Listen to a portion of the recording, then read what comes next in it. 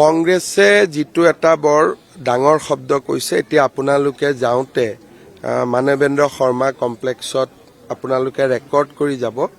তেওঁলোকে কৈছে নতুন বৰ অসম। নতুন বৰ অসম মানে কি?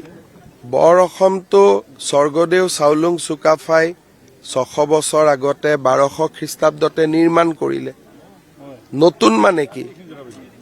তাৰমানে চাওলুং চুকাফাৰ বৰ অসমখন নহয়। নতুন বৰ অসম মানে কি? যে অবৈধ বাংলাদেশীসকলক সংযোজন কৰি তেওঁলোকে এটা নতুন বৰ অসম নিৰ্মাণ কৰিব খুজিছে।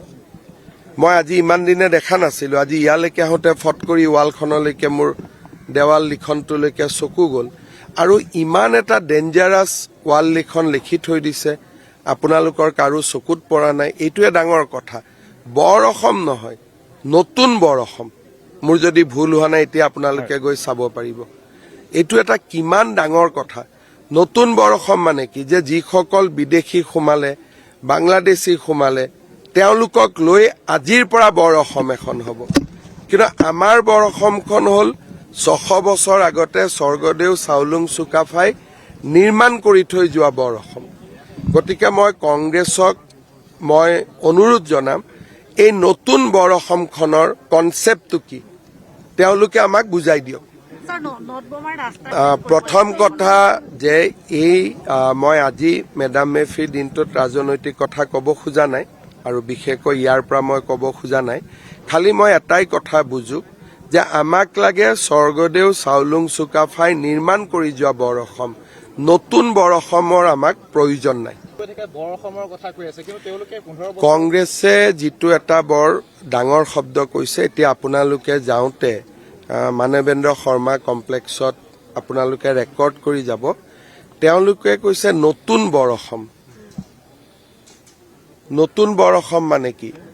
বৰ অসমটো স্বৰ্গদেউ চাওলুং চুকাফাই 600 বছৰ আগতে 1200 খ্ৰীষ্টাব্দতে নিৰ্মাণ কৰিলে।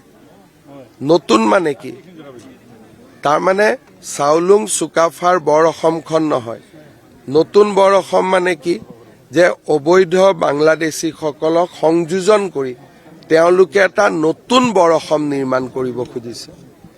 মই আজি ইমান দিনে দেখা নাছিলোঁ। আজি ইয়ালৈকে আহোঁতে ফট কৰি ৱালখনলৈকে মোৰ দেৱাল লিখনটোলৈকে চকু গ'ল আৰু ইমান এটা ডেঞ্জাৰাছ ৱাল লিখন লিখি থৈ দিছে, আপোনালোকৰ কাৰো চকুত পৰা নাই। এইটোৱে ডাঙৰ কথা।